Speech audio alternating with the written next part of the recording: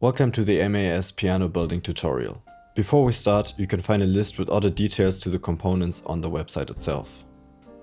First, you will need to get your MIDI controller ready.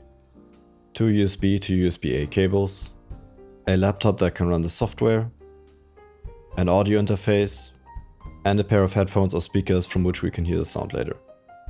We will start off by connecting our MIDI controller to our laptop by using one of the USB cables. Next, we'll do the same with the audio interface. If you're using a Windows PC, you might need to install additional drivers. In our case, we're using a Mac, so that won't be a problem. Finally, plug your headphones or speakers into the audio interface, and now we are ready to take a look at the software. First, you will need to download the MAS sample library, which you can find on the product page. Secondly, you will need to download the Forzando player, which is the software that runs our sample library. A link to that can be found in the video description or on the website. Additionally, you might need to download a driver for your interface depending on your operating system. In our case, this won't be necessary since we are on macOS, but we would recommend you to check the manual of your audio interface regardless. Once you have downloaded the sample library and installed the Forzando player, open the Forzando software and the setup should look something like this. In the sample folder you should find an SFZ file, which we will later on open in the player. But first we will need to do some basic setup. Open the drop-down menu and select Settings. In the MIDI device tab, select your keyboard as the input. Then under Audio device, select your audio interface.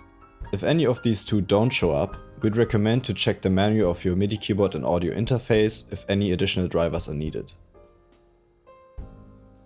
Now we can import our sample library into the Forzando player.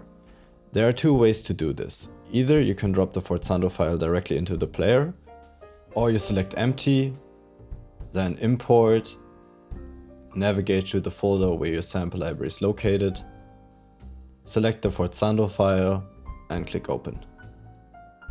You would assume that you are now ready to play, however, when you hit the keyboard, it sounds something like this.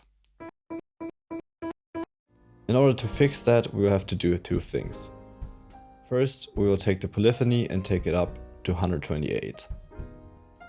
Secondly, we will go to the settings menu and then change our maximum RAM usage to 8 GB.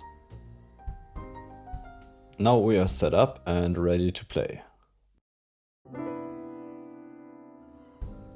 If you have any more questions regarding the hardware software setup, you can always consult the product page on our website.